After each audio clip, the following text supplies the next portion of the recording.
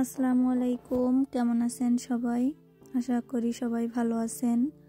আমিও আলহামদুলিল্লাহ ভালো আছি। অনেক দিন পরে একটা ভিডিও নিয়ে চলে আসলাম আপনাদের মাঝে। ছোট্ট একটা ভিডিও দিব, তো সবাই লাইক দিয়ে দেখা শুরু করবেন। আমি আজকে কচুরলতি দিয়ে চিংড়ি মাছ রান্না করব। তো এখানে আমি কয়েকটা চিংড়ি মাছ নিয়ে এনেছি, বড় বড়গুলা। তো এগুলা দিয়ে এরপরে আমি কচুরলতি রান্না করব। তো কোরিয়াতে তো কচুরলতি এমনিতে পাওয়া যায় না, তাজা ফ্রোজেন করা যেগুলা, এগুলাই পাওয়া যায়।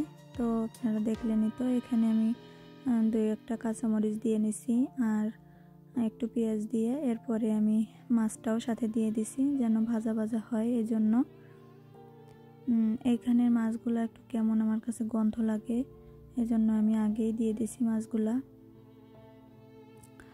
আর কচুরলতিগুলা যেহেতু ফ্রোজেন করা, তো এগুলো একটু বেশি কষানো লাগে। তো এখানে আমি একটু পেঁয়াজটা একটু ভাজা হওয়ার পরে এখানে আমি রসুন, জিরা বাটা, তারপরে ধনিয়ার গুঁড়া আর লবণ, হলুদ, মরিচের গুঁড়া এগুলো দিয়ে দিছি পরিমাণ মতো। দিয়ে ভালো করে কষিয়ে নিব।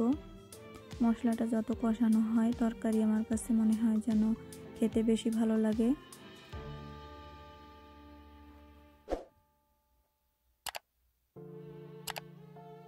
এই যে একটু পানি দিয়ে দিলাম, পানি দিয়ে ভালো করে কষিয়ে নিব।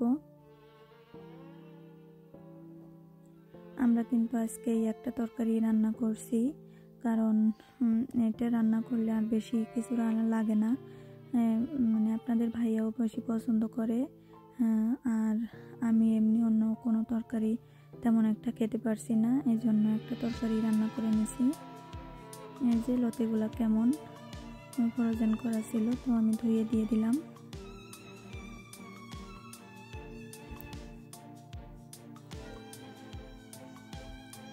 এই যে এরপরে মশলার সাথে ভালো করে কষিয়ে নিব, মানে ঢেকে ঢেকে এরপরে কয়েকবার নেড়ে চেড়ে এরপরে কষিয়ে নিব ভালো করে।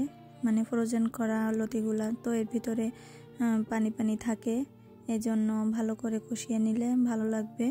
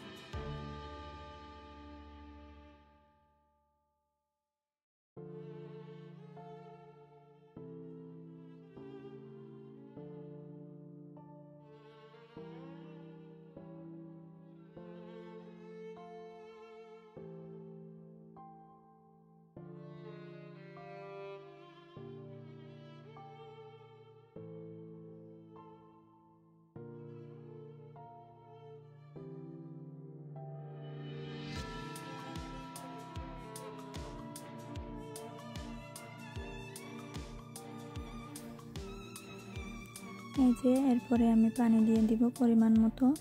এই লতিগুলো সিদ্ধ হইতেও একটু দেরি লাগে ফ্রোজেন করা, এই জন্য মনে হয়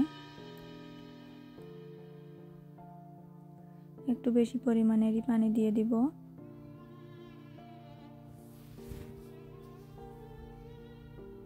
দিয়ে এরপরে ঢেকে তারপরে রান্না করব।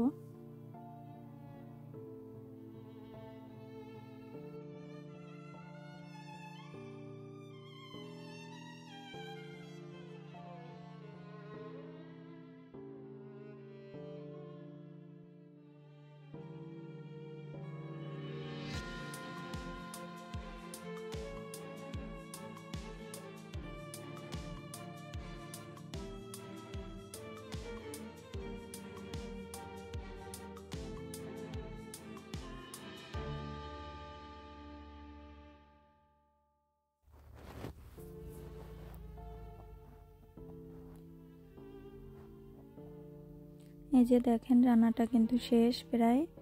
তো আমি এইভাবে রান্নাটা করে নিছি। তো আপনাদের কাছে কেমন লাগছে অবশ্যই জানাবেন। তো এই রকম একটা তরকারি হলেই কিন্তু আর কোনো কিছু লাগে না। তো সবাই ভালো থাকেন, সুস্থ থাকেন। আল্লাহ হাফেজ। আসসালামু আলাইকুম।